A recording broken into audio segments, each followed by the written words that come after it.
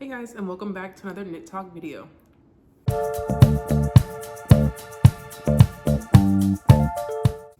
So I wanted to get started today with my current whips. I know I've been working on the Tolsta Tee forever. I don't personally know why it's taking me so long, but it is. So I still have the Tolsta Tee as a current whip, but it's much further along. I've already split for sleeves, and I'm about maybe 2 or 3 inches into the body. So, you know, moving right along here. I will hopefully be able to wear this. My goal is maybe by the end of this month.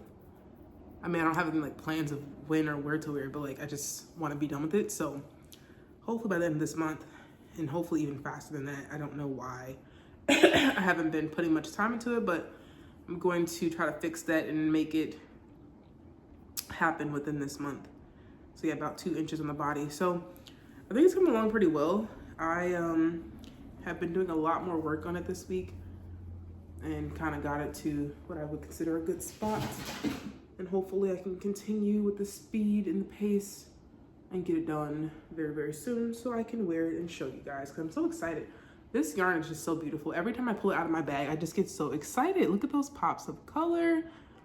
And then what's crazy is that I hopefully will have one whole skein left over after making this, and I will probably cast on for, I don't know, maybe a Tolsta tank. Like I'll just have the one skein. I'll have to mix in some other stuff, but why not have a Tolsta tank and a Tolsta Tee out of this same beautiful, beautiful yarn? Like I'll probably get this and make a gazillion more projects. I just really love it. It's so exciting. So that's my Tolsta Tee project. Again, hopefully by the end of this month, I'll be done with that. But wanted to show that. And look how cute everything looks in my cute little Knit Dallas bag.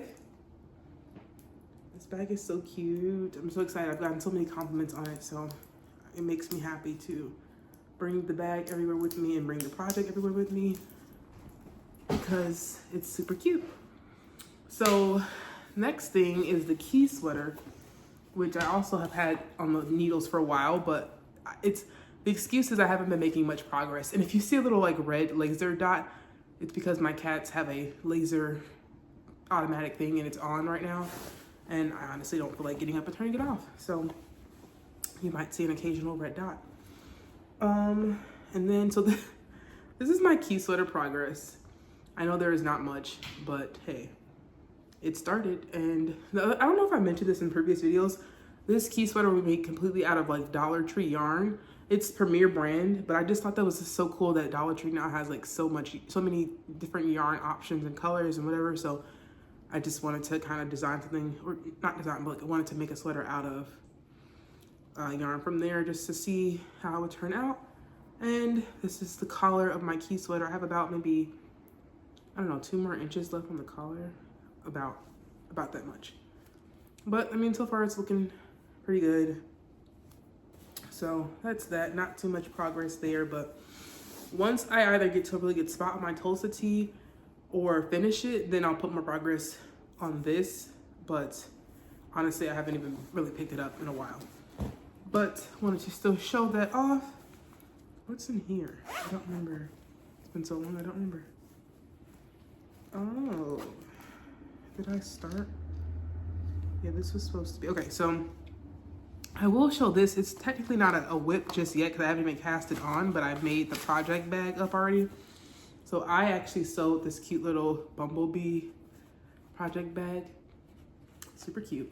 But I don't know if you guys have heard, the Creabia has come out with a new pattern, and it's called the Torrin scarf. That's what it looks like if you haven't already seen it. Super cute. That texture is so beautiful. And I want to make it out of this yarn that I got out of a grab bag for my knitting group. Out of like a gift bag, I'm sorry. From Yarnalia. DK Superwash Merino and wool, Superwash Merino wool and acrylic. And I thought I had the little tag for the, okay, here it goes. It's got Yarnilla Wonder, and it is light deep sea, 30% wool, 70% acrylic. And it's so soft, you guys, oh my gosh. I just feel like this would be a perfect yarn for Torrin Shawl. So at some point, I'll cast that on. But for now, it's just gonna live here in my cute little project bag until I get to casting that on. So that's a semi-whip, a soon-to-come whip. So that is that. And then let's get into my favorite whip and the most recent whip. So I don't know if I said anything before, but I had tried, so I purchased the Sophie scarf pattern a while ago. Like I've been wanting it for a while. It's been sitting in my queue for a while. I was like, let's just go ahead and purchase it and see what happens. I purchased it, never cast it on. Well, I attempted to cast it on, and I remember I was talking to you guys. I was like, oh, something looks weird, but it wasn't weird. But I decided to unravel at the time because I was like, oh, I need to kind of rethink this. And then like a couple nights ago at like 2 a.m., I couldn't sleep. And I decided like, okay, today's the day. I'm gonna like just cast on the Sophie scarf at 2 a.m. and just kind of go with it. And that's what I did. And it's coming out fine. So I should have just stuck with the last one that I attempted and I would have been okay. But now I know that I was doing the right thing. So here we are with my Sophie scarf progress. Okay, so you may remember this yarn combo from my lentil sweater. It's the exact match. It's the same 2 yarns held together. I'm making a matching Sophie scarf out of it. Halfway through this, I realized, oh no, like this yarn is actually kind of scratchy. It's not the most comfortable up against the neck. Although I remember after blocking my lentil, it felt better. So hopefully that's what happens here. So we shall see. But either way, I don't care if it's scratchy. I plan on still wearing it and it's gonna be fine. So here's my Sophie scarf. I honestly feel like this Sophie scarf can be finished like in a day, probably like half a day.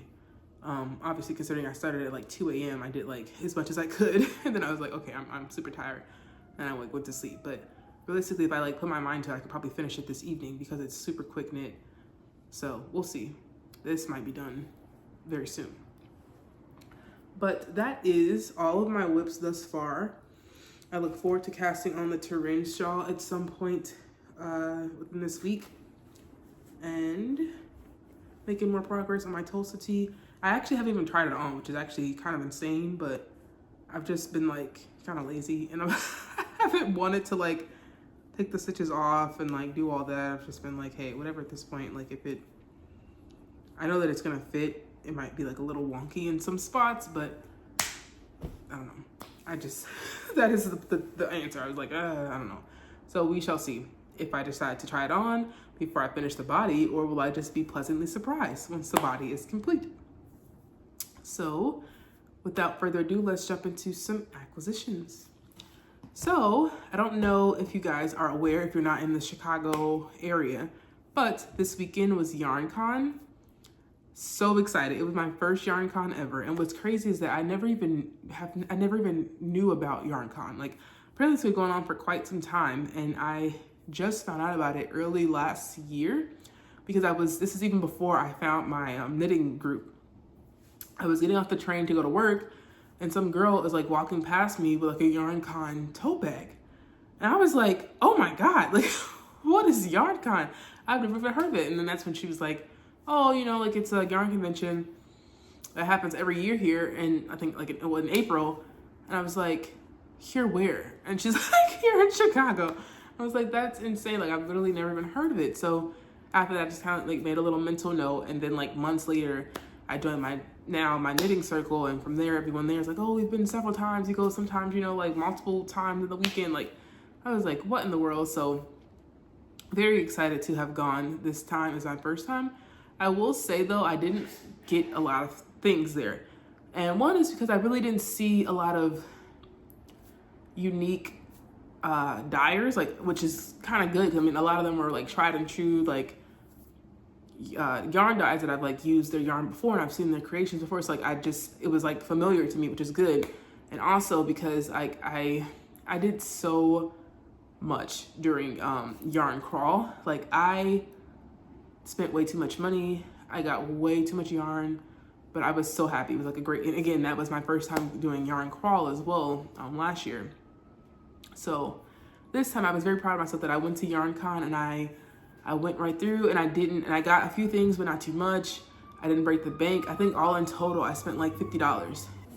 So the first thing I saw, I walked past Kato yarns Kato Yarn Co. Hope I'm saying that right. Their booth. And she had so many pretty colors. Like, honestly, there was this one like sock blank, which is my first time ever hearing about that. But I saw the colors and it was like some sort of like, I think the thing was like, it was all 80s disco theme. And the colors were just so beautiful. I was so excited to see like everything else, but I decided not to get, like, she didn't have that particular colorway that she had in that sock blank as a skein. So I didn't get that, but I did kind of to take her card and we'll make like a mental note to go check out her website to see if I see some other dye, what do they call it, like color lots that look similar to what I wanted, or you know, other dye lots that look similar to what I saw on that sock blank. But again, her booth was beautiful, so colorful. I loved it, and I ended up just getting a little mini skein. This bright pink color was calling my name. I think all her mini skeins were like $6, so that was cute. At the very least, I have her logo, which is really nice as well. So I was excited about that, just to get something with the logo and this beautiful color. Then I kept walking, saw some cool stuff. I actually saw this one booth that was selling like knitting jewelry, and they had like rings that were like all gauges. So like you get this ring and like use it to gauge your needles. So that was pretty cool. Very pricey. I think it was all like real silver, so it was like $150 per ring. So that was kind of insane, but it's a really cool idea. Like, I think it's something I would still be interested in and very excited about, but I would have to kind of think a little bit more about that. Like, that wasn't just a yarn con pickup. Like, I need to think about that, to put some money aside for these rings. There were also other ones that just said knit and purl on them, and there were some that were actually like yarn cutters. I think like you can actually like cut your yarn, use it, and then there was some that were also like yarn, you can do tension with it. So that was really nice. I did like those. Like I said, I will probably purchase at some point in the future because I thought those were pretty cool, but not that day. That was not a day to be making a $150 purchase on a ring. So I was like, okay, I'll just move along. I took the cart.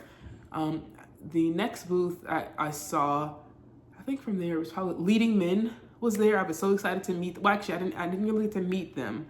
I like overheard them talking to some other people. It was so crowded there, but I was still in the space. I was near them. I walked over, looked at a lot of different yarns, and I saw this really cool design made with their yarn. It was a sample, and I think it was called the Mixtape Tee. So cute. That's now been added to my Ravelry queue because I have to make that. That is so cool.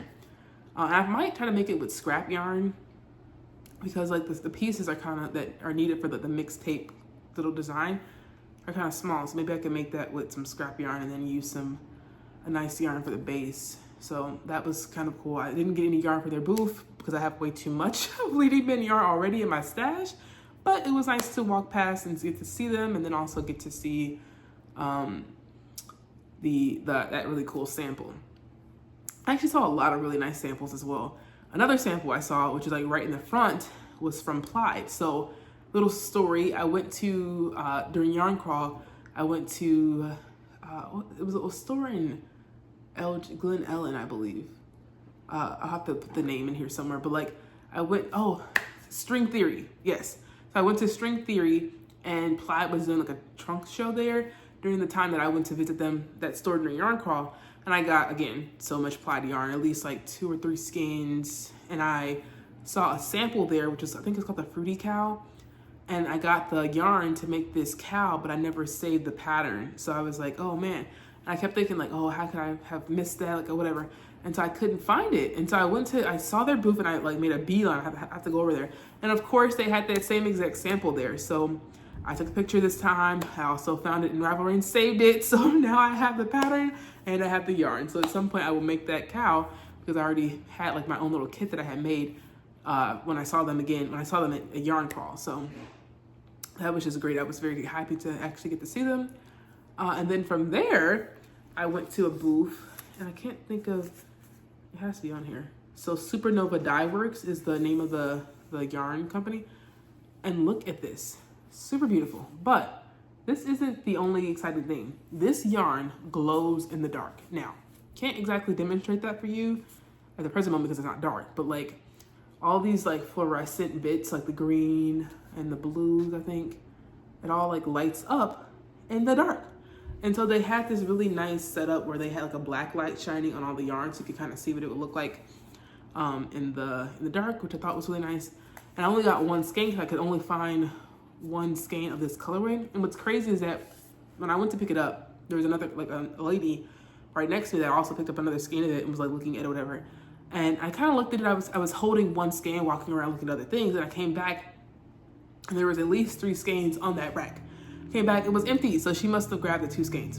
So that was fine, whatever. So I got the one skein, maybe I can do like a little cowl out of it, or potentially even start like a top or a tee and then like maybe mix in some other colors. But just wanted to show that this was a very, very cool acquisition and that it glows in the dark.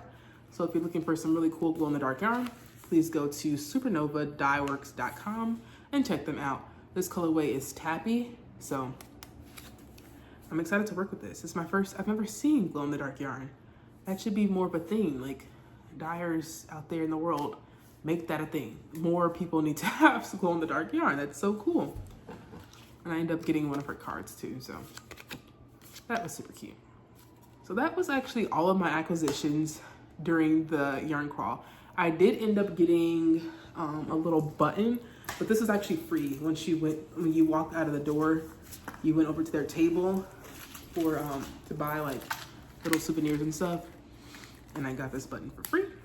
But then I also purchased a sticker. So I got this YarnCon button that I'm just like right now storing on my little supply bag, and then I got a sticker that looks the same exact way. But that was pretty much it. That was all my acquisitions, which is why I'm so proud of myself. Like, that was actually kind of normal. Like, I didn't do crazy, and I kept telling myself, like, I'm so proud of you. Like, you just went in there, you did a little bit, you looked around. I went to every single booth, but like, I didn't purchase from every single booth. So that was pretty much it. I showed you guys my whips and my acquisitions. I don't have any completed projects to show. So maybe next week we will have a completed, or next video, we'll have a completed Tolsta Tee or potentially a completed Sophie scarf to show. But that was it, guys. I hope you enjoyed my video. Like and subscribe, comment. Please let me know what you guys thought of YarnCon.